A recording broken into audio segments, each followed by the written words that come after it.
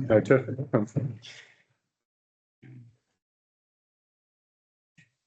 There goes. Right, duty called elsewhere. Hey, We're waiting for you. Ready? oh, good.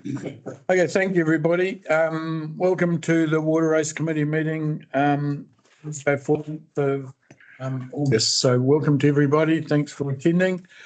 We'll open with a Karakia Timatanga. I will open with it.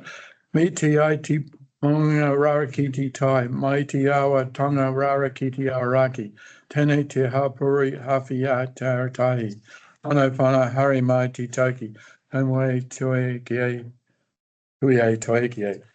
Thank you. A call for apologies. The only apology I've got is from Councillor Williams, who's not on the committee, but he loves to be here, but he can't. So, any other apologies? I think we're all here. That's good. So I'll move that the apologies be accepted. Can I have a second? Thanks, Steve. All those in favour, please say aye. Against, carried. Has anybody got any conflicts of interest to declare today on today's meeting agenda? I haven't, and I don't think there is any others. So we have nobody on public forum. So we'll move on to the confirmation of the minutes on page 6 of the agenda. Minutes have been circulated and there's a copy of them there. Has anybody got any alterations, additions or discussion that they want to bring up on? Yeah, question. Jeff was going to go to the Risk Insurance Committee and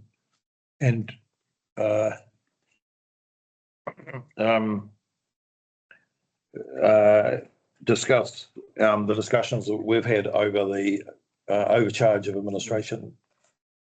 Yeah, we've got Johannes will report on that a little bit later on in the meeting. So yeah, it's under control. Just sorry, Lawrence.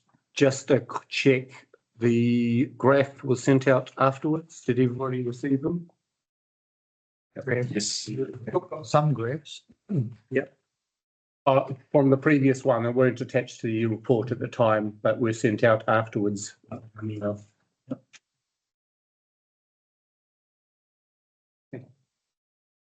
Okay. No other questions or discussion. We have I'll move that the minutes, or Steve move the minutes, true and accurate record, and Steve Gallen will second it. All those in favour, please say aye. Against, carried. Thank you. So we'll move on to report 6.1, the water race report on page 10. And so Lawrence, is it your report for this? I'll take it as read. The application, we're still working with the regional council, and we'll be waiting to hear back while they assess the information that we've provided from the ecologist and the hydrological report. And that's to do with the linkages with the groundwater and also what effects they're going to have on the wider environment. There were some questions around what the discharges were and what the effects were on the Wainawa, Ruamahanga.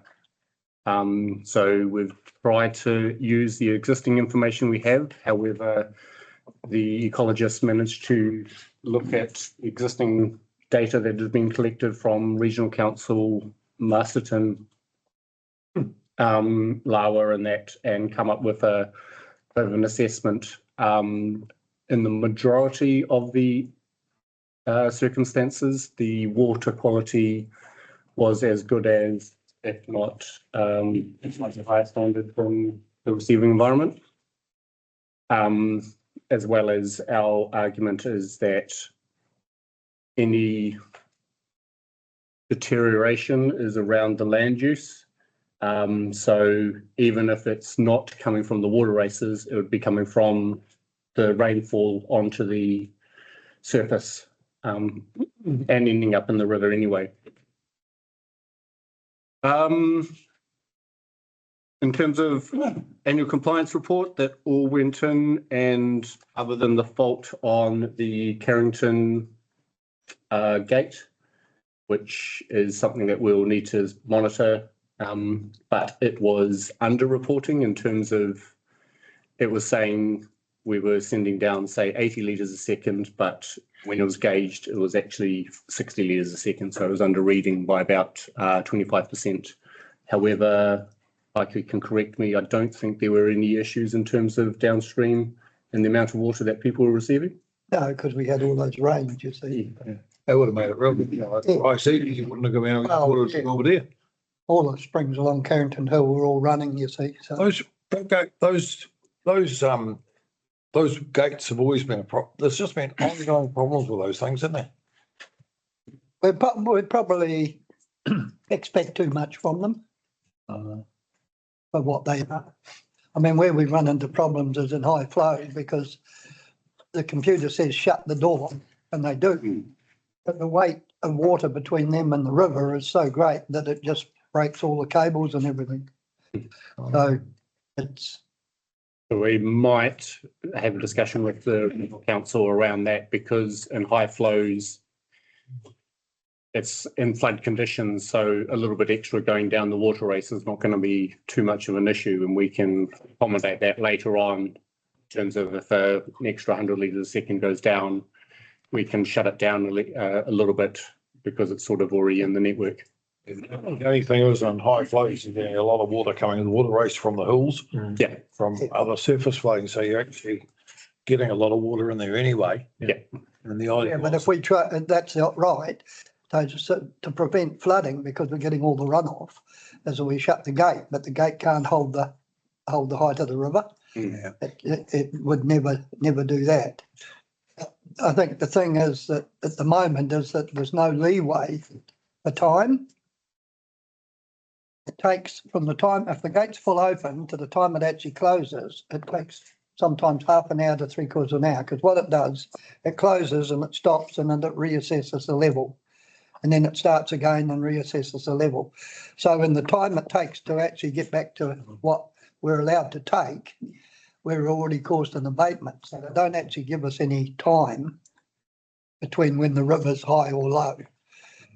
It's like they want it to be instant, and it can't be instant. Can't be instant. No, not even, I can't even wind the gate down instantly. But the moment your readings go over your allocation, you've caused an abatement. So we need to probably work out something. Yeah. Maybe I'll work that out with regional council. It's just- Well, it's them that are Yeah. concerned. Yeah. that's what I'm saying in terms of the actual effects of the river, because there is such a lot of water going down. Yeah. It's less than minor. It's from a point of the effects are negligible. So Because the gate's always going to be a problem if it can't take that high flow. Yeah. Then it's not fit for purpose, is it? It's not going to, there may not be a gate that is fit. Well, it wasn't at the time we got that, and whether They were put in, they came from the irrigation channels in Canterbury, didn't they? Where there be a more consistent flow. But those flows were controlling water from storage, not direct takes from the river. Yeah. Yeah, because that was the best we could get at the time. And in terms of service requests, they've been fairly minor, not that many in the last 3 months. I think there was a total of about, looking at that, about 21. So, and Pikey had a brief sort of update in terms of the report, but I'll let him, you've got it there, if you want to add anything. No, that's fine. But other than that, it's sort of been, with the heavy frost, it's keeping the weed growth down, and allowing that sort of to die down. So the flows are fairly. You know, that Carrington Drive Mill Road section, we've got all those little things with water race running through them. I've just done a price for the pipe, which I've passed on to Lawrence. We'll look at that's one of the jobs that we can look at, but it's a huge cost. to do it. That'll be on the residents. Well, it's not up to me, it's up to the committee to decide who pays for it. That'll be next meeting, right? If I may, so once we had a chance to review the price, then we can look at how it could be funded, if it's from existing budgets or not. We can also look at whether that should be a target rate or not. The details of that we'll have to work through. Yeah, I've got one question, Pikey, for you. The Carrington intake is progressing, obviously. There's a little bit more work to do on the intake. Will that be done in low flow situations later on, or? No, it's mainly the design work right at where we're going into the river, like a silt trap. You know, we haven't really, we've talked about it, but It hasn't actually been. the pipeline itself is installed right across John's land. We've married it into the existing race. We've put it in just below the old race, so we have the old race, the old pipe work and gate there as a backup. So if anything ever happens, that we could switch over. So originally we were going to remove the old structure, but we've come up with a plan where we've gone in just below there. So we will have two options in the future going forward. So it's just basically a matter of designing the gates, the control gate to go at the other end. And because we have so much trouble, the one we've got, the new one, preferably will be a guillotine, which will be suitably reinforced behind it so that the weight of water on the door would push it against concrete as opposed to being held by wire cables. Yeah. So that's where we're at now, aren't we, Lawrence? Yeah. So it's still But the work in actual, progress. the actual installation would be at low flows, yes. Yeah. Okay. Thank you. Steve? I just had a question around just thinking to the future and the potential of stormwater being removed from council ownership as such and going into the CCO, or whether it remains with council. Honestly, is there a report or is it being looked into how stormwater actually impacts our water races at the moment? So I'm thinking of road runoff, or you talk about the testing of the water and is anything being looked into in that regard? Just if it does move out of council ownership or into a CCO or whatever, and the water race can potentially charge to Whakamutunga or whatever if they're impacting our water races. So if I just speak to, in terms of stormwater, we've got the monitoring consent, which is 5-year consent, but that's only looking at the township. I do understand that there's a separate one for Whakamutunga in terms of what their impact is, but it'll be a target because they can't really go out and monitor all discharges. In terms of the future maintenance of stormwater, so firstly, the stormwater infrastructure that's considered a water's asset is quite a small asset base because it's the urban asset base. And in the future, depending on where legislation and then the local water done well goes, we will consider the most suitable option for that and the most economical option, and whether that is a roading team managing it, the water service entity doing it, or the water race team doing it, we'll consider all those options. In the 80s, it was an offence to discharge any water into the water race, either land or roading, but then the council changed the policy and put it direct into the water race. And about 5 years ago, when we had one of those real winters where we just had ongoing rain, 70% of the road water on the water tables now is handled by the water race. So it's a huge part of our maintenance problems. It's a big source of pollution too. Well, whatever comes. This is where question's a good one, because we've talked about this before, but we've got a consent, we've got all this monitoring being done, and yet we're subject to an influx of filthy water that we have no control over. So where does it fit?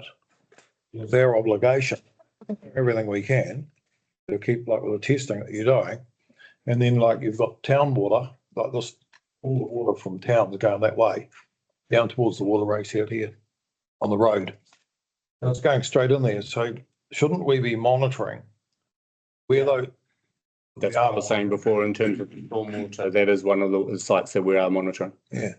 So where are those results?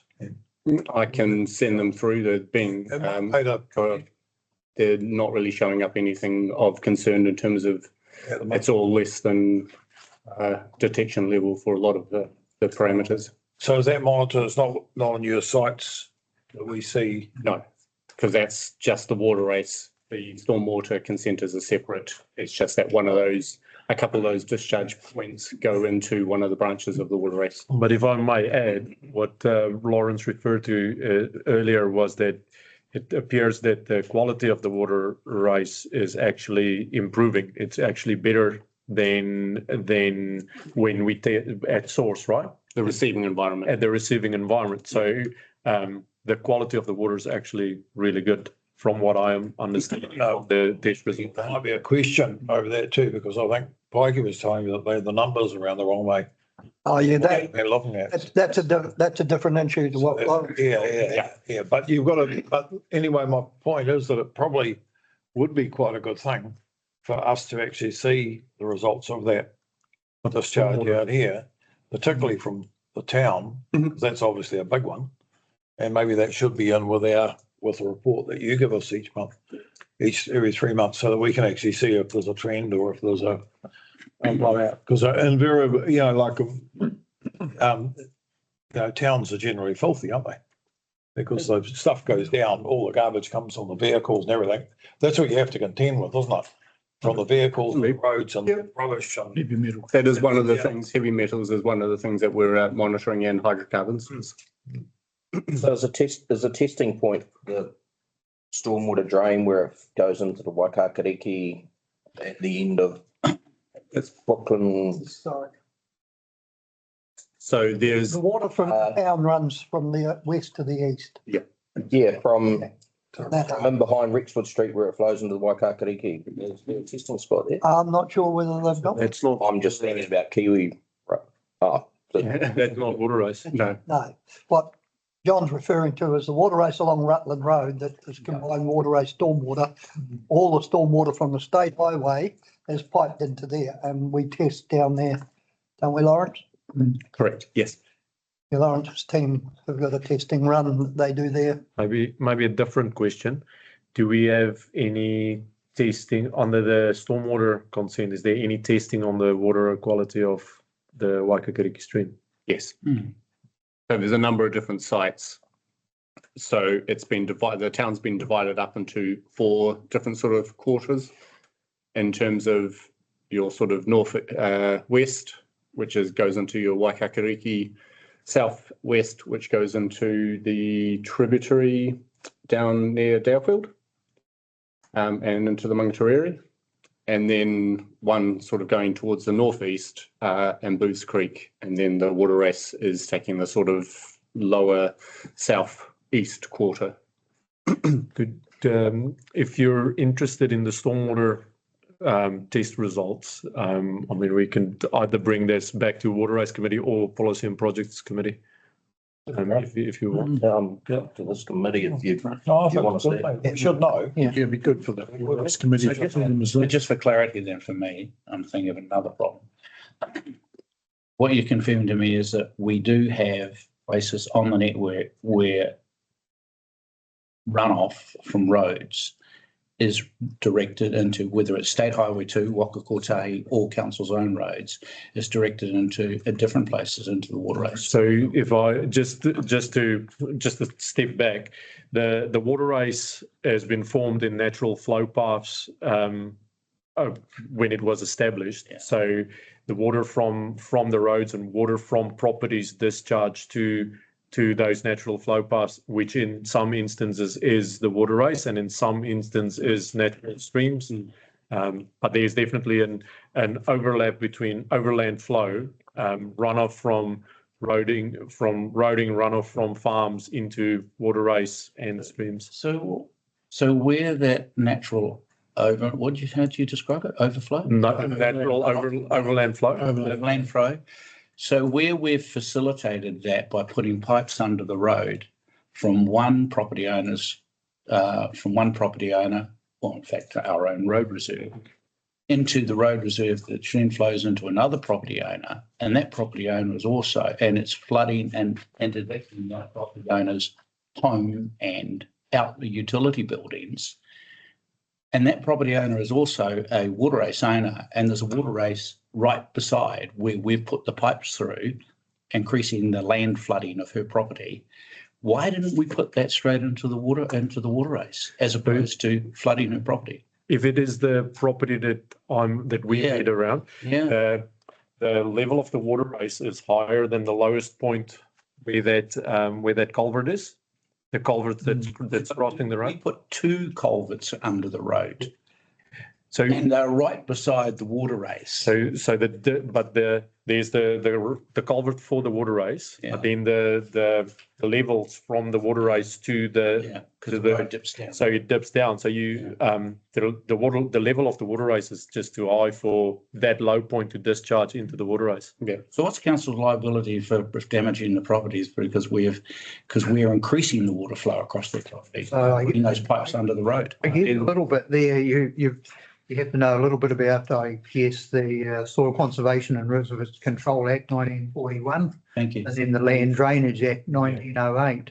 So both of those acts, a lot of the stuff's been taken out of them and put in the RMA, but not all of the stuff. So the Land Drainage Act basically says an upstream landowner shouldn't concentrate his water to squirt it on a downstream landowner.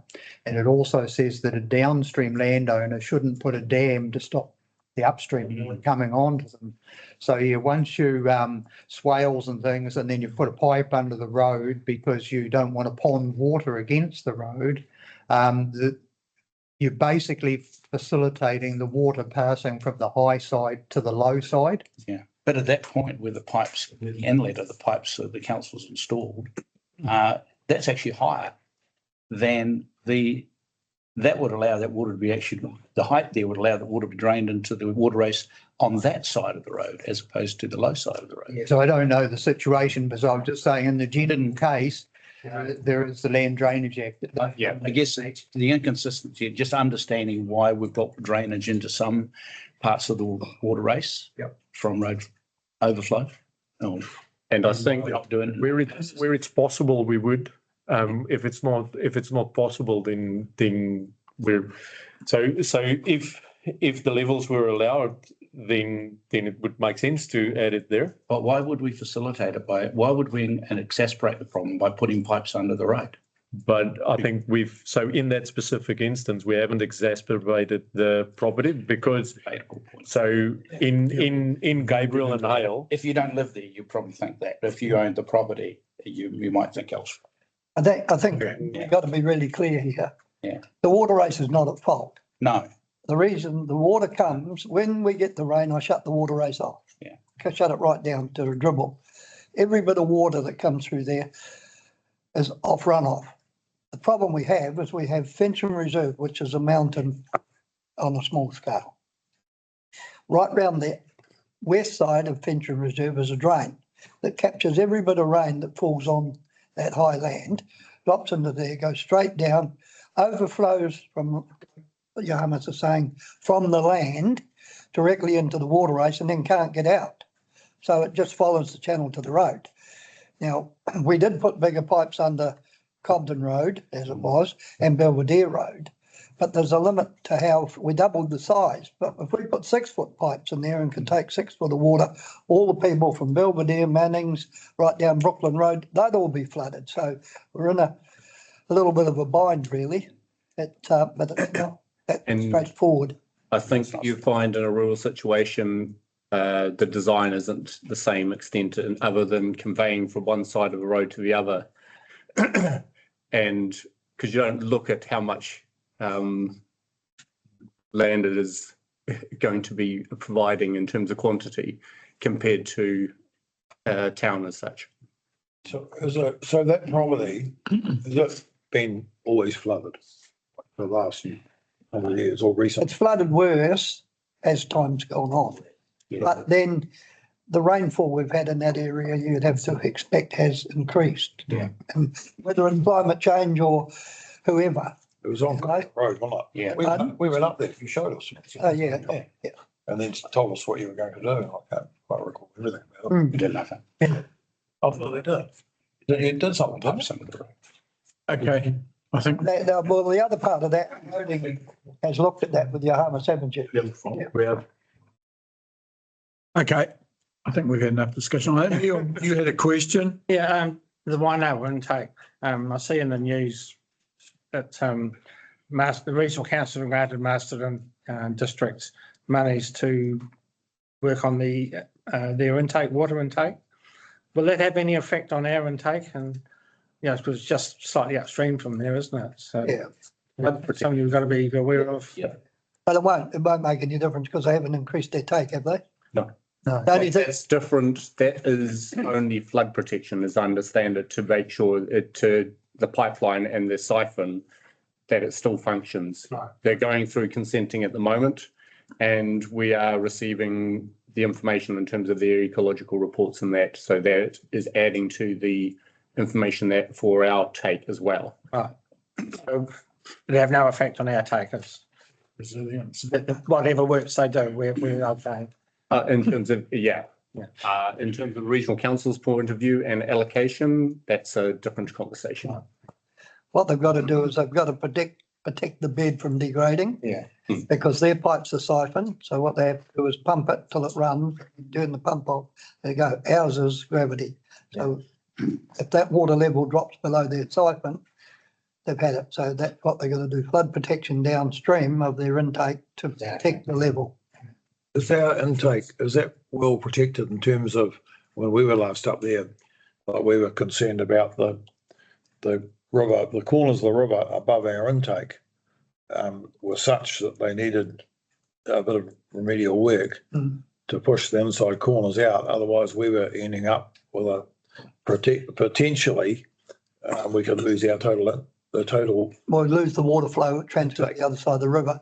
We'll be in the river this summer, subject to. You put a big bed of rocks up there, didn't you? Most of that, the toe of that's gone, and we'll need to replace that, but it's left enough rocks upstream that we can cart down, but that'll be a project for the summer. Oh, yeah. To get in there and repair the tabletop weir to keep Yeah. the level and push that gravel island over into the hollow under the bank above the intake. But that's sort of every 2 to 3 year Do you have to project. get a consent to do that for regional council? So when that. Yeah, Michael That's usually part of comes. It's part of your. That's Oh, the resource consent. Yeah. It's the take as well as working in the river to maintain that take. That's really important. You've got to manage it all round, like you're not allowed in the river till after August because of the trout spawning. So once that's over, then sometime in that better weather, we'll get in there and fix it up. Yeah, thank you. Is there any more questions or discussion on Lawrence's, There's no indication from regional council as to the timing and they need any more information or when they'll come up with the decision. They're not likely to come up with a decision. It'll go to public consultation for people to put in. And then we've got to decide whether or not we go to hearing or have further discussions. and that's, it could be, A couple of months away, Yeah. probably. We, through you, Mr. Chair, we got a communications plan, on the radar for that consultation. Are we looking at That's that? regional councils probably would coordinate with them. Yeah. That's not our consultation. No, A public consultation. regional council. regional will be council steering run that. it. Yeah. But that's not to say that we don't have a communication plan to make sure it's circulated. Well, I'm thinking in terms of the water race owners, who should be desperately keen to ensure that this consent is successful. And then I would have thought there'd be a conversation around what the communications plan might look like to implement that. Good idea. Definitely. And to make sure the water race users themselves are engaged and owners are engaged. Yeah. Because I worry that they're not. Brian, sorry, can I ask a quick question? Yes, That's sort of tied up with what Lawrence and doing, the Wainawa, the water scheme you're looking at there. I think I mentioned this some time ago.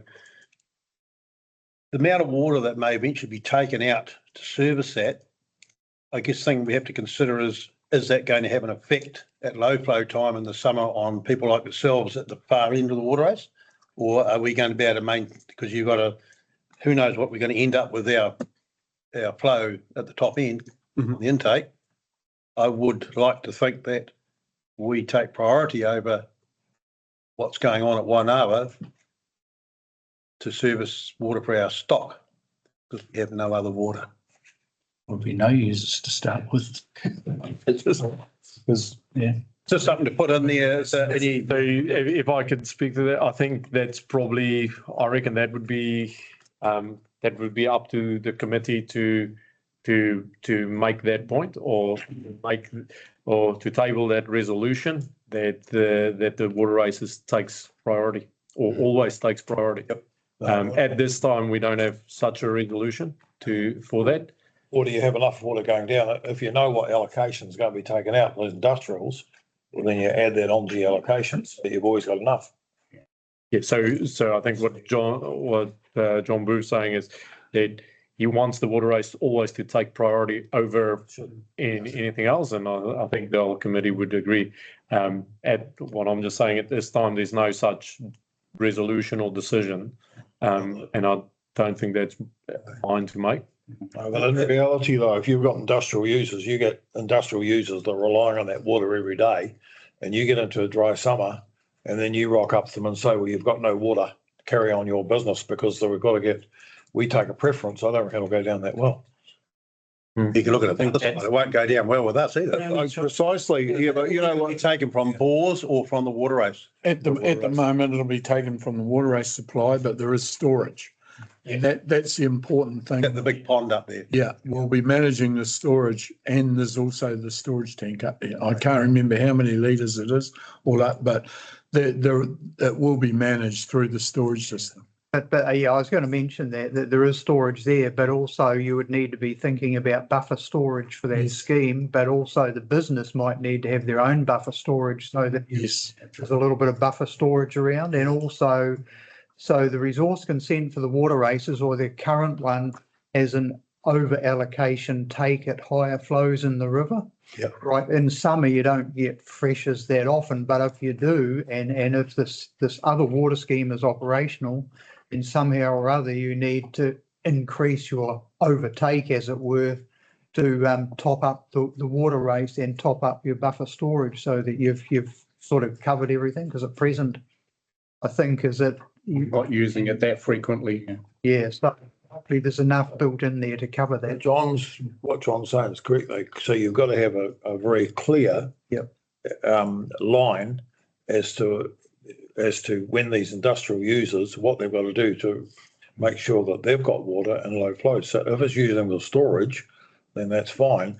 But they've got to understand that that's what they're relying on because we've got to get water down to the end users to do what the water race is there for.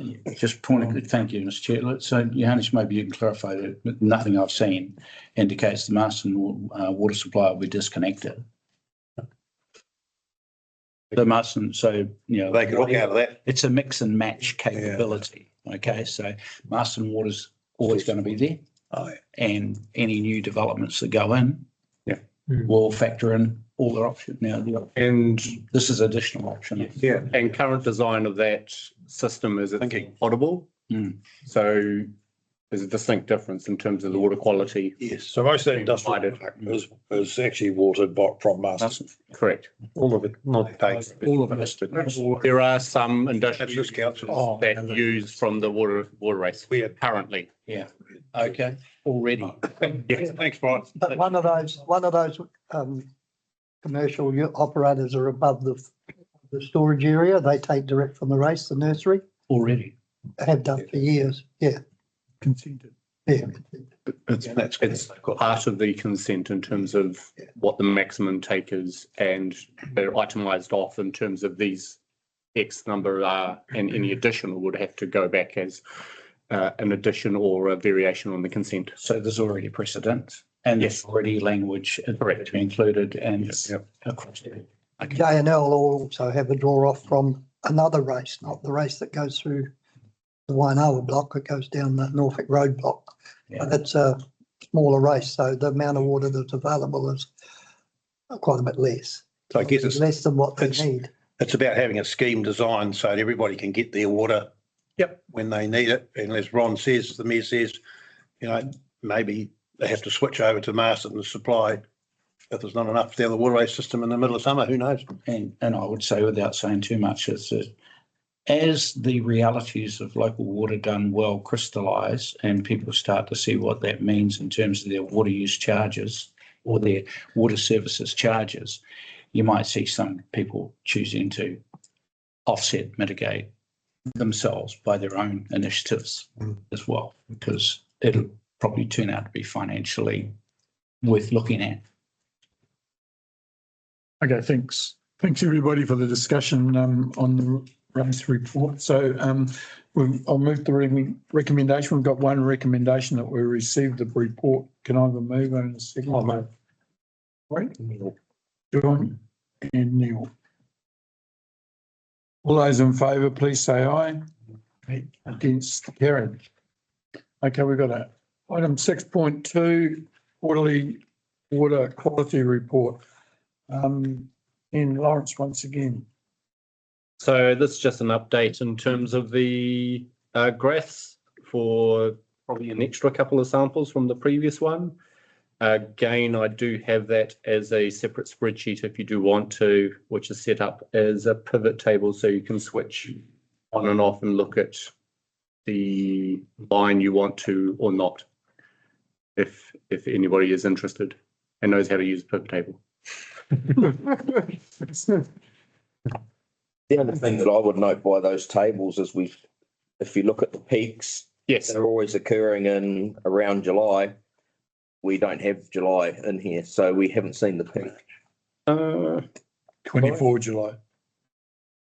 Yeah. Probably we haven't got those results yet. Yeah, so yeah. kind of, but that's, if you look at them all, that's around when. And I think, and this is what our sort of application is sort of saying, generally the peaks are getting smaller in terms of the higher than when we are detecting.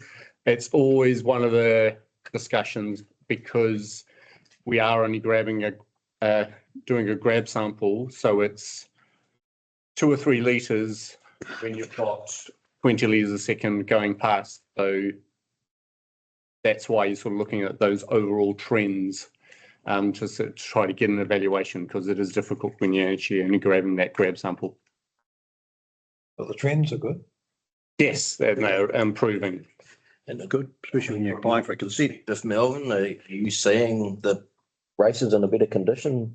Well, I personally believe they were, but I've had 2 years of wasted time with the way that the numbering by GW had Carrington and Taratai step one's number 1. To me, that's where you take your water from, and so on down the numbers. Well, for some unknown reason, they numbering boards, the Carrington number 2 was the river, and I just assumed it was 1. And when it was 9,000 on the graphs, I spent 2 years of salting it all with weed to get it back to 42 and thought I'd done a wonderful job, but it's us about face. The numbers are the wrong way round. I've wasted 2 years of trying to make the water better Now you'll have. when it was already good. You'll have to stay longer. Mikey. Can't retire yet then, Pikey. Well, you see there. See the numbers. Okay. Yeah. Any other questions for Lawrence on the quality report? That's 9. No, we've got one recommendation that we received Lawrence's report. Could I have a mover and a seconder, please? Steve. And put the motion, all those in favour, please say aye. Aye. Against, carried. Finance report is not on the agenda here, but Robin's got copies of it. We'll get through that. Tomorrow.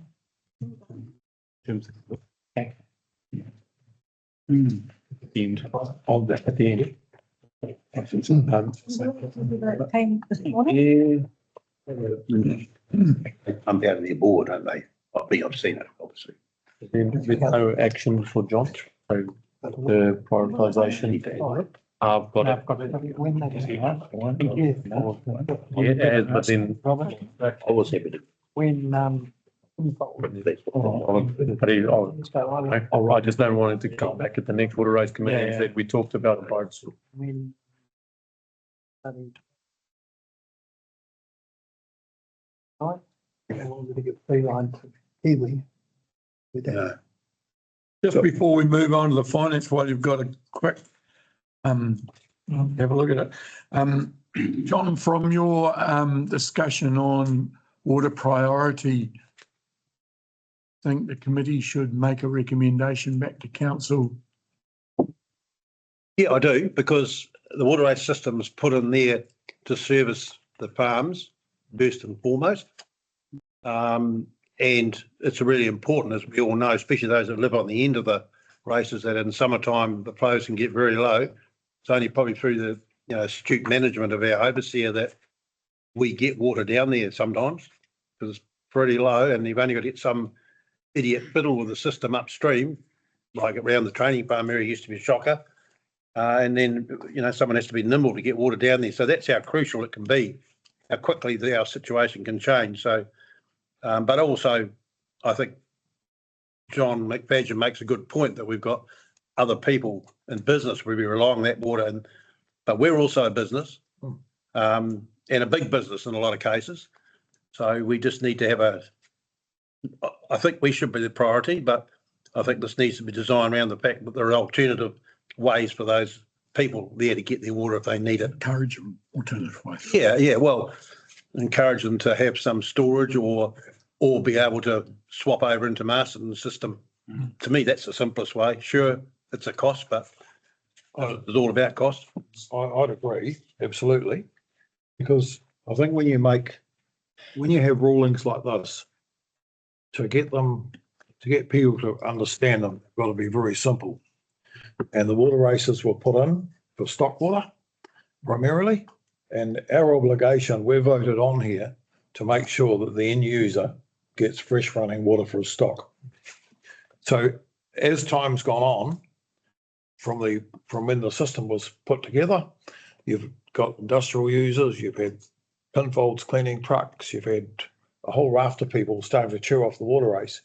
And I think that to make it really easily understood for everybody, you've got to have a ruling, you've got to have it very well set that the primary purpose of the water race is to stock water.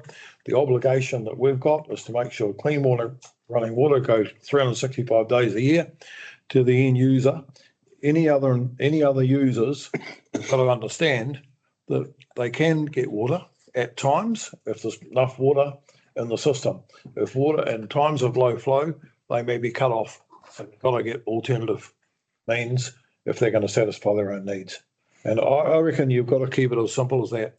So stock water's priority, and that's it. Anyone else, they make sure that they've got backup systems of their own, because in times of low flow, we may not be able to provide them with water from that water race system. I think the wording in it is really important, and it's probably about working collaboratively with the other users outside of the farmers, is to make sure that there's a way they can still get their water. Because we can't though. If we prioritise stock water, that's it. No, what I'm saying is if we prioritise that, but if there's not enough water there to keep them going, then we need to say, well, this is how you can get the water to keep going. It might cost you, but this is how they have to. I think that's coming outside of this. For me personally, I think the water race committee should focus on we're not here to design that, are we? No, I agree.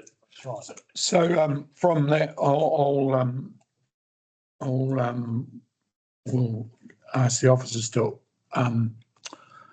compile an action, and we take to the next council meeting, and then it's tabled and it's in front, and it's basically, we all know where it is. Mr. Chairman, 48 years ago, I realised that We can live with high deserts, we can live with noxious weeds, and we can live with dusty roads, but you can't live without water. It's the most valuable commodity that's going to be around shortly, and we've got to look after it. So is it at the time of low flows, the water race users take precedence over the Wainoa Industrial Estate? Yep. Is that the Right. kind of thing you want in the wording? Yeah, it is. Yep, it is. Simply. Yep.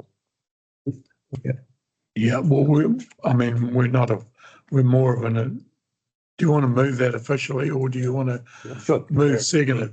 John can't. I'm not a member of the committee. I'm a co-op, so it'd have to be somebody who's elected. I'll happily move it. Yeah. So, we got a mover and we've got a second or, David? Do we have the motion again? What is the motion? Okay. The motion of, as I see it, is that the, excuse me, the Water Race Committee recommend priority for water race use to the ratepayers and owners of the water race, for stock water, taking precedence over the Wainoa industrial area users In times of low flow, in times of low flow. stock water has preference over any other Yeah. user. Yeah, so that's the gist of it. You'll get the idea of it. Requests, recommends or requires? That's sorry. Move resolution. Yeah, sorry, the resolutions that we recommend, We recommend. is that a strong enough word? Well, it'll go up to council and then it'll get passed. Yeah. Voted on. Sorry. I'll second that. I'll second that. I've done it. Okay. Sorry. So I've got a mover and a second. A move of John McFadden, seconded David. All those in favour, please say aye. Against, carried. Okay, so that tidies that up. So I'll with a motion to that effect. Okay, so we'll move on to the water race finance report. And Johannes, you're going to be fine. So firstly, I've asked on behalf of the finance team to just apologise for the lateness of this report. Our finance team has been overwhelmed with the LTP work and then also the subsequent annual report. So we do apologise for that. The report is done based on the previous financial year's result. And I'll answer as far as possible and will, if unable to, I will get back to the committee. So in terms of corporate service and operations overhead, we've had discussions over the last 2 years about the overcharge. And so where are we on that? Under the new matrix that Jeff worked out, corporate services and overhead charges go down to 160,000 from here on, from this year on. So we are, the water race ratepayers have been overcharged by the corresponding amounts since that inaccuracy, which was identified by Jeff and myself, which was 4 years ago. Since that time, we've been grossly overcharged. Obviously, we want to be refunded for that money, because what we've done in those 4 years is we've screwed pikey to the boards. We haven't spent on the water race system and maintenance and capital expenditure what we should have, because we haven't had the money. We've wound down, and now we're going to have to wind up and correct that. So essentially, it's not difficult to make a calculation on the overcharge from 4 years ago when it was 76,000 and ballooned out to 330,000, which I think is probably that figure there. So then, so we want that. Did you? I thought you wanted to say something. No, no, just Is the committee making a recommendation? Because that to me is another recommendation to council. I mean, it's not. Yeah. If that's what the committee sees is what they want, then that'll need to come to council for discussion. Just a little bit of background. It was discussed at risk and assurance meeting 2 meetings ago or 1 meeting ago. It then went to council with a recommendation. and the model was agreed. The new The model, not the new rebate. funding model was agreed. Okay. It went to council for adoption and it got put into the LTP. There were no submissions against it. So that is basically as it stands, the new model. Yeah. Was no discussion about refunding anything further than that. If this committee wants to, I would say we need to take another action and take it back to a normal council meeting and discuss it and go from there. Yeah, there's two different issues, isn't there? There's two different things, Brian, isn't there? One, what you've highlighted is the change from July 2024 going forward. That's the change that is the change so that the matrix was changed. But the other issue is the overcharge for the last 4 years, which we want back because we can spend water race on the deferred maintenance and everything else that we haven't done. And there's no way in the world that any council can overcharge one group of ratepayers and then say, well, thanks very much, and we'll subsidise the rest. Like, for example, if you said that, so the computer, whatever, who put the stuff in said that all residents on Belvedere Road, their rate bill went from where it is now, and they put a multiplier of 300% on it and said that's the rate you pay. So people will pay an automatic payment. So the rates are paid to the council. And then I don't think those people are very happy if the council doesn't give the money back when the mistake was found. And Jeff's highlighted the mistake. He said there's no use going back. He's gone back through, can't really put his finger on exactly how the mistake happened. All we know is it's a gross error and it was before the present staffers were here. So then it becomes a matter of the error has been identified. It's easy to calculate. I mean, I get it in 5 minutes. Calculate the amount of money, the overcharge, and therefore that should be coming back to the Water Race Committee. I mean, I couldn't, if we stood up, we called a meeting of Water Race ratepayers and told them what we're allowed. Well, if I was if I wasn't on this committee, I'd be saying, well, I'd call for the whole committee to resign over what they're allowed to happen. And probably if it was public, if it hadn't been picked up by the press, it would have been uncomfortable for the council to try and well, they've acknowledged it, but it would be a very uncomfortable position to be in.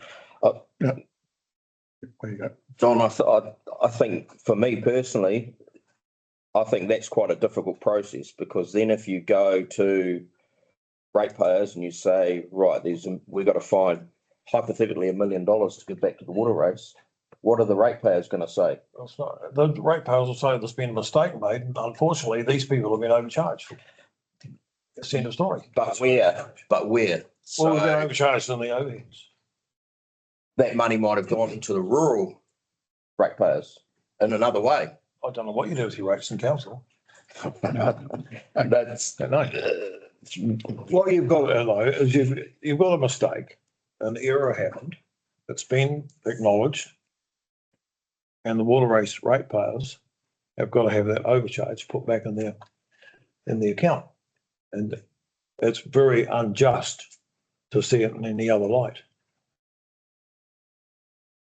Okay, well, the way I see it, I think we need to take an action back to a council meeting. Neil. I can see totally where John's coming from, and the mistake has been made, but I personally have said that I would not seek redress for the spend. It is extremely disappointing, but I see the reality is that we're flogging a dead horse if we try to get retribution for the past. That is my view. Thanks, Neil. Any more discussion?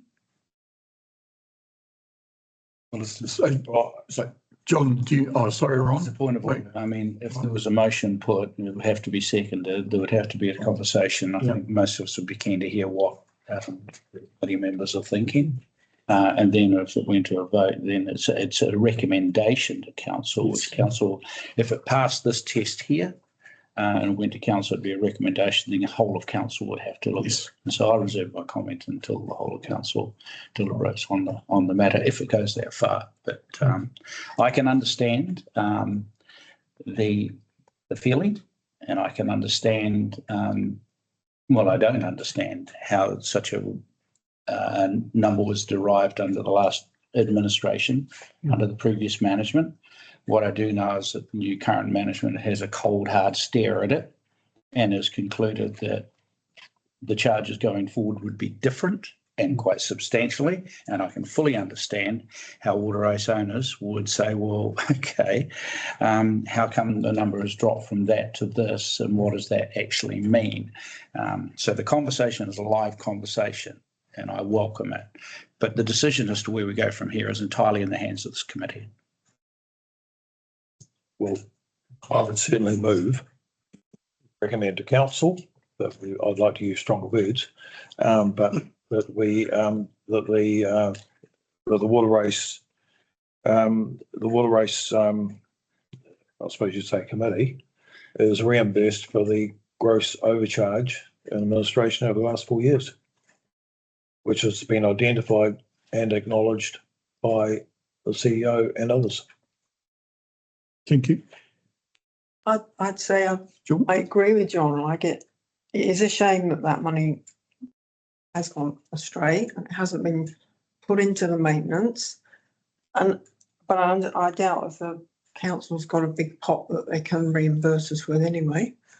So the other alternative would be, is there a possibility of a lump sum? It wouldn't be that big, but a lump sum towards making up some of the maintenance that hasn't happened. Is the council able to put, I don't know, $40,000 a year or something that over time to make up as an extra maintenance budget for the water race? Yeah, thanks, John. Yeah, good. John, you've moved. Have you got a second? Is there somebody that will second? David, second. David, okay.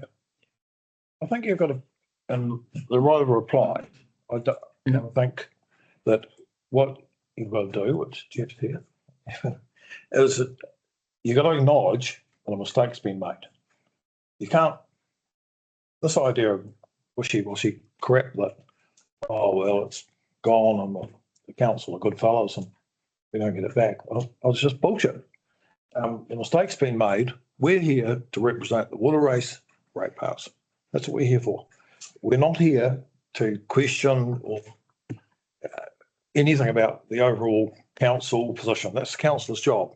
All we've got to do is represent water race ratepayers. And I think if you call a meeting of water race ratepayers and point at this inaccuracy, they'd be very, very annoyed.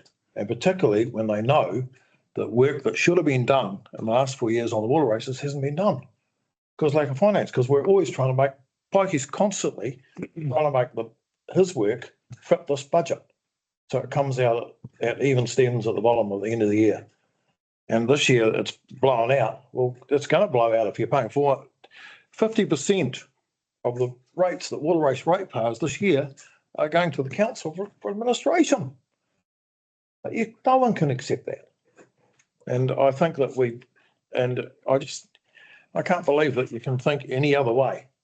And if it was another group of ratepayers, like I said, that had been grossly overcharged because they happened to live on Belvedere Road or on East Harrow Road or some other road, and you didn't do something about it, I think you'd have your heads chopped off. You should too. So I feel that you've got to be. So I move this. It's seconded. Sorry, I don't have to turn it off. Right. So I second it. David seconded it. Yeah. I mean, it's up for discussion and then vote on it. But I think if you don't vote for it, then you should be willing to stand up in front of all the water race users and say, I didn't vote for it, and give your reasons. But I'm quite happy to stand up in front of water race ratepayers. I mean, we've been fighting for this for 4 years. We've had to discuss this on and on. We're here, and this is what I remind everybody of, that we're here representing water race ratepayers. We stand beside, standing up for the good and the need of the water races And we have a responsibility to make sure that the finances are duly and properly complied with. And this is, Thanks, John. John Boo. I'm just interested in, we've got 3 elected members, council members here. I'm interested to know what their opinion of all this is, if it came to them at a council meeting for a discussion. A bit of a heads up where they would, what their thoughts are, not where they would sit, but what their thoughts are about this. Only if they're prepared to say anything. I think, through you, Mr. Chair, the first thing I'm conscious of is conflict. I have a responsibility as the mayor for the overall running of Carterton District Council, or governing of it, and I look to the CE. I think, so I would be very cautious about what I say here in terms of signalling predetermination, which might exclude me from participating in the discussion. I understand the frustration and the hurt that's been so well advocated by John McFadden and by others. I also recognise the integrity of management in that they, one, went through this exercise and gave you the cold, hard reassessment.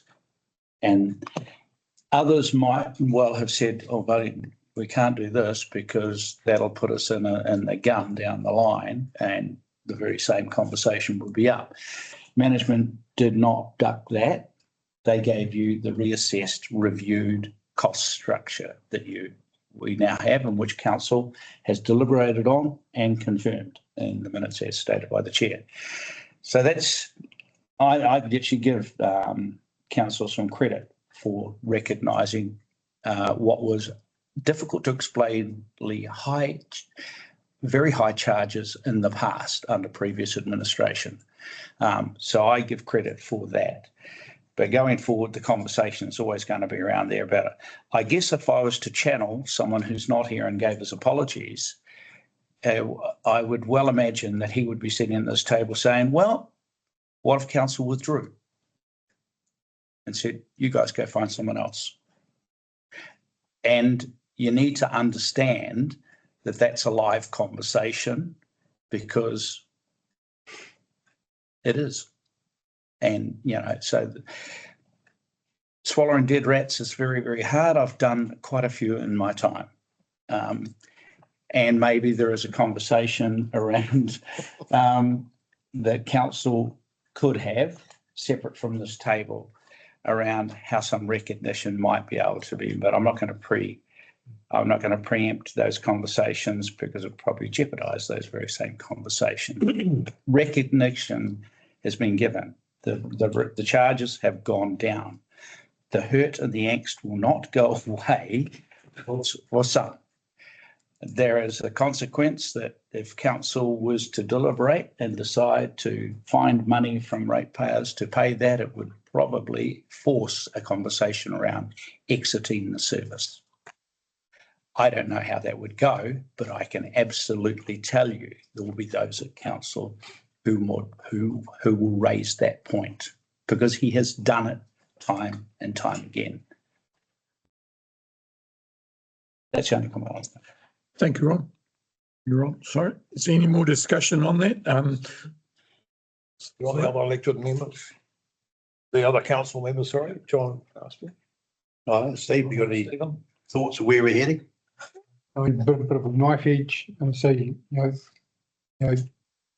say council hadn't got $1 million sitting to hand out money, it was a mistake made from a previous CEO, which Jeff's done a lot of work on trying to sort of sort this out, spend a lot of time on it. We're up as for us, like Mayor said, we're looking at 3 waters as it is, if you like, and water could be one that, who's going to pick that up and run with that? What is it? Carterton District Council going to lump it in there and run with it? Because just running a water race by itself, we don't have it. Someone else is going to run it and buy it and service it. Thanks, Steve. Sorry, Robin. Councillor Gallen, I just, because I had a phone call from one of the users from OPACI, and I believe you've been having discussions with them. Yeah, How do they operate at the moment? I don't know. That's why I gave him your name. Okay, right, yeah. But that was around the reconsenting rather than the actual operation. He wanted to know a bit more about the race operation. I said, if you want to, I said, I gave him your name. I said, that would be the person to ask the question, not me. Okay, yeah. No, that was their main question was just around the reconsenting of the water races. So, Okay, thank you. Any more discussion from elected members? Steve, Yeah, look, I'm happy to say if this was 2019 prior to my election onto council, you can know which side I'd be on. I'd be right, and I'm right there with you, right? I understand, John, totally. I know that.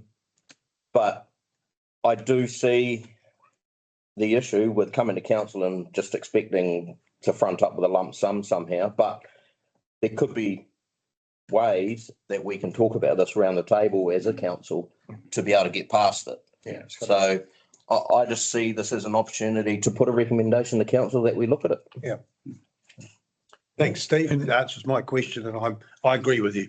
yeah, and I'm much the same. I feel a little bit conflicted sitting here, as Ron does. So, but I fully understand where you're coming from, John, and David, and all the other elected water race ratepayers. So, I want to see it go to council and a resolution be made there. So, that's all I got to say. Johannes, did you have something to say? No. Yeah. Okay.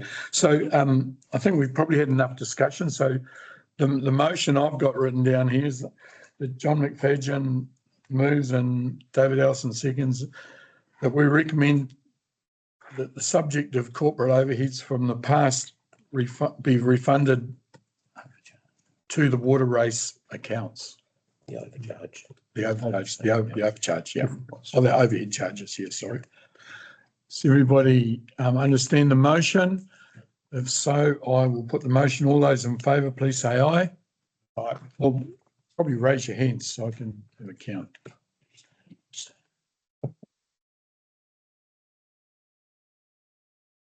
Yeah, and against? Okay, yeah, the motion's carried. Court abstentions. Oh, sorry, abstentions? Yeah. And I think I will abstain. I'll register one. And Steve. And Steve, did you?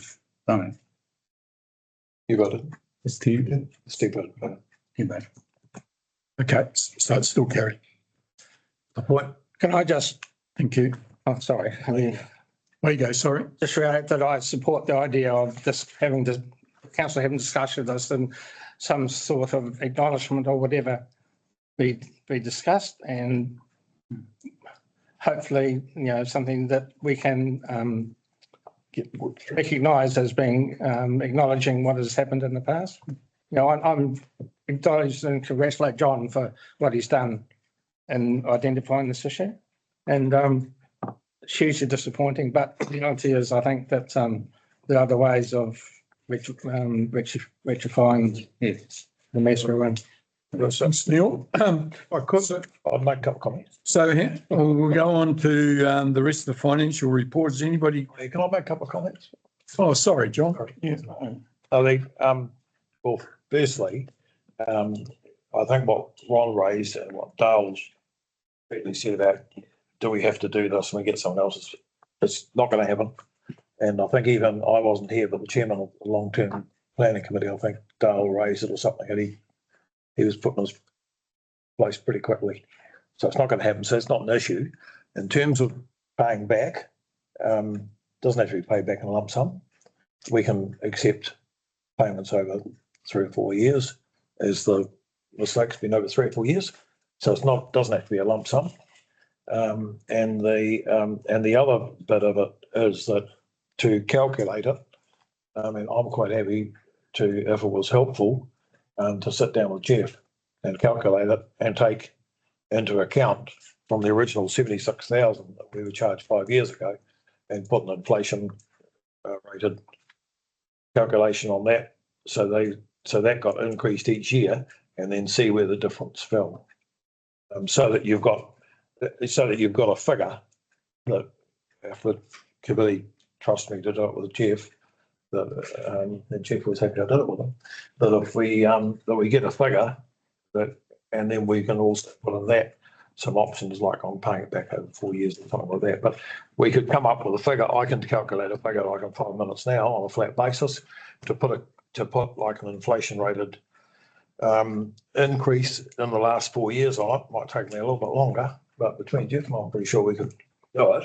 But I think we should have, it probably is advisable that we agree on the figure that we're asking for. And then you guys, the council representatives on this committee, we're relying on you to take our case and argue it on our behalf, council. Okay, yeah, thanks, John. I think also, I don't think you should be sitting with Jeff on his own. I think you should be an elected member, an elected council or sitting in on that conversation. No, I don't mind you. So, yeah, I don't mind sitting in or somebody else. Yeah, but is that all? Well, Is that a way to do it, Jeff? Ask the question. yeah, hang on. Yeah, it's a discussion. I think in that is, there's probably a question in there as well, is does this committee want to see the number and before it goes to council? So because that influences the timeline, because I understand what you're saying about a flat raise with inflation, but it's not necessarily going to be that easy because the level of service has changed over the years as well, and there's a lot of complexities to consider in that calculation. So just think about whether this needs to go to council at the next meeting, or should that number come back to this committee? It could be Come back to the committee. It could be done quite quickly, I think. The calculation. I mean, like, it might not be to the last dollar, but near enough. I think because of this, because of the significance of this, I reckon it's got to be to the last dollar. It's got to be very accurate, and the mechanism of how we determine that number needs to be robust and be able to be challenged. Yes, sorry, Jeff. With only 35 years chartered accounting experience, I might be able to come up with a number on my own. Okay. Given the committee trusted me to come up with the result of the first time. I'm trusting you. That's what you'd rather. That's all right. Yeah, okay. Rather than we Happy with it. 3 hour discussion around the table. Okay, no, good, Scott.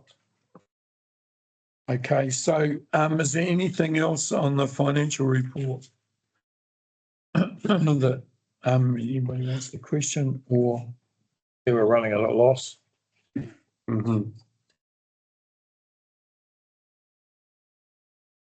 yes, to date? Yep. Need to control those fuel costs. Well, we knew it was going to work out. Oh, it's, We know what the problem is, so. Yeah. It's a shame the maps are not here. Woody obviously didn't get them finished in time. But 7 weeks between cleanings. Half as much work with fencing. So instead of getting 1.5 Ks a day done, we get probably half a K because of the time frame of the fencing. And the ones that are fenced, last year, one race was cleaned 3 times, 7 weeks between cleaning. there's the fences beside the water race. That's just ridiculous. No stock access, the rapid growth, all of that, so. I think we've got to have a good look at cleaning costs in regard to what you've just said. Because it's basically like this increased cost is going across all water race ratepayers. Yeah. So how many ratepayers have fenced their water races to a level where you can't clean properly? Well, I went round last week, there's 7 fencing contractors fencing now in different properties. So it's going up by the kilometre, not by the metre. Your hummus might. If I may, just before, we're working with the team of identifying the more expensive areas than others, so that we can understand not only our monthly expenditure, but how much we achieve with the monthly expenditure. We've started recording our maintenance activity. So we've started that not too long ago, and we're busy refining that. So once we have more data, and we can address it at a network level, then we can probably look at it. So we have reported in the past of how we're starting to record, but that still needs to be refined. It's not accurate enough to a point where we could have a direct cost or something like that. But we are working on that. So that, Mr. Chairman, so that was my question. I was just looking for I take it you're working yourself into a position data-wise and systems-wise where you can immediately identify water race owners, users whose costs are higher than is budgeted, enabling you therefore to consider targeted recovery. Yes.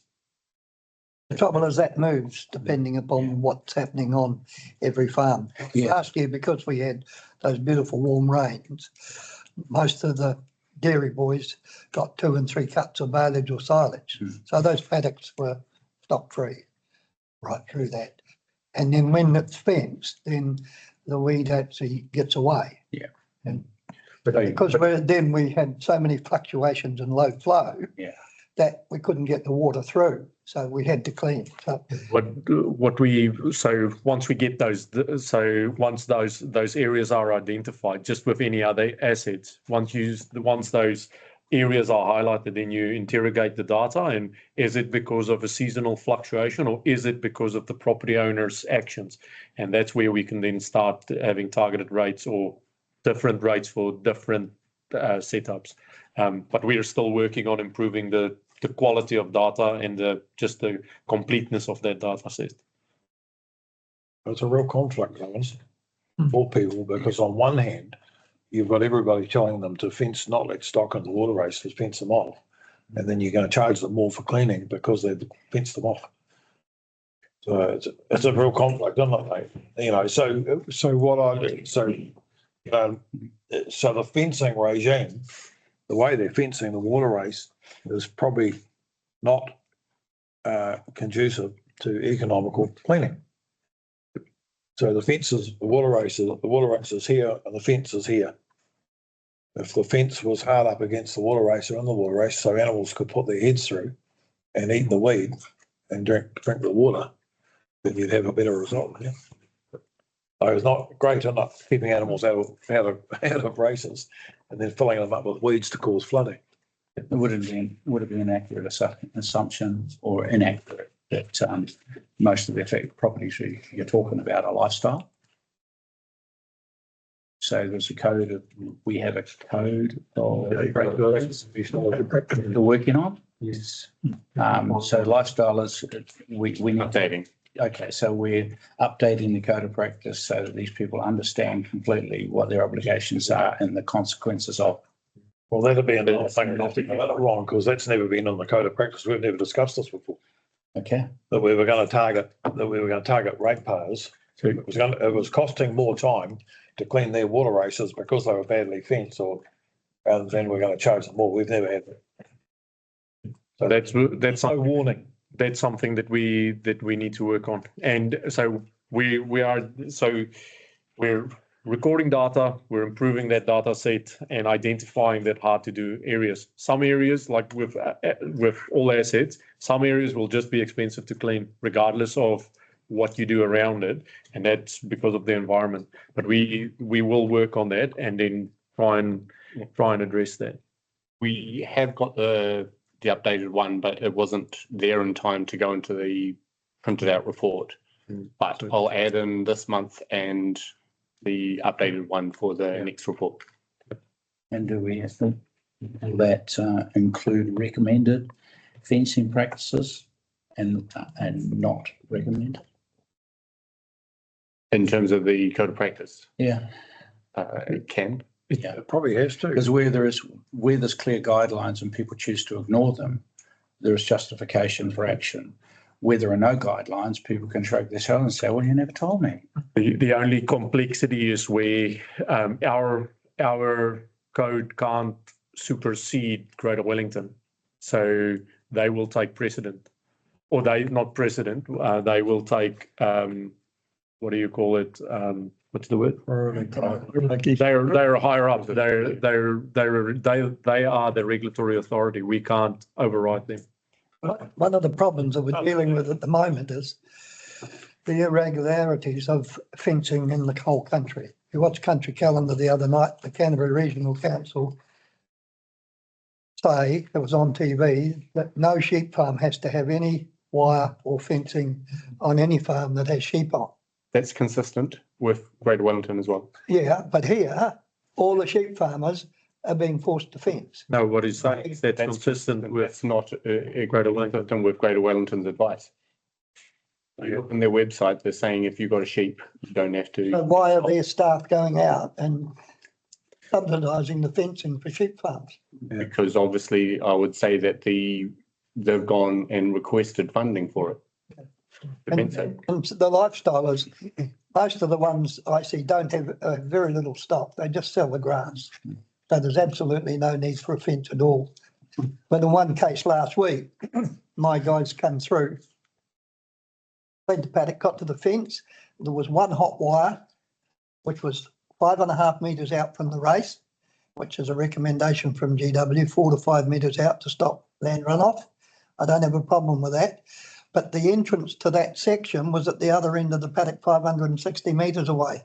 My digger had to drive 560 metres up the track, come 560 metres back, and then clean the race. It's inefficient. Yep. So that's what we're saying. That's what we're working on. Yeah, but I can't get to these fencing contractors quick enough because there's so many of them going at once. I mean, I drive round and God, there's a fence up. But have you gone to meetings like we recommended the last meeting or a couple of meetings ago? Have you gone to meetings with regional council? Well, we had, but Rachel and I went to the last one they had, and we got an email from them in writing to say they'd put a hold on fencing water races until such time. It was a change of government. That was before the election. And they've got people out there going flat out, fencing, planting everywhere. It's just. So they're planting on both sides of the water? Yep. I had to get David Smith to move 600 metres of plants the other day because they're double fenced and planted both sides of the water race. I thought that you were going to meet with regional council sometime. We have, the guy that ran it, Andrews, left, and I don't know whether Lawrence has had any correspondence with the fencing team, have you? With Collier and that, it's been 3 months or so. Yeah. This is where you get out of where it gets out of hand, doesn't it? If you get regional council, there's a couple in answer to Johannes's problem. It's actually a thing called property rights, and regional council or council they can't tell anyone what to do under property rights, but they do, and everyone accepts it. But anyway, the disconnect though is between Pikey, between the water race Between the council. management and regional council. Then there's another disconnect, and that's between regional council and their own staffers. So their own staffers go out willy-nilly, fresh out of university, still with pimples on their face, and they're telling people what to do, and what they're recommending is put a solid fence up. This is great. You're going to save the environment. You're going to save the world. But at the core of the problem, Mr. Chair, I guess it's what we're talking about is landowner practice. And I guess the question I've got in my head right now is, when's the last time that water race owners had a meeting? You don't want one. You Don't want one. We've had two in my time and we've come out of there with our ankles chewed to bits. You'll get ravished, I can tell you. Absolutely ravished. It's 78% of water race users out of 520 at the last meeting, and the council got slaughtered. That was a long time ago. It was. I don't want another one, I tell you. Well, if their practices, land practices are continuing to cause you problems, how do you envisage changing that? Yeah. Without dialogue.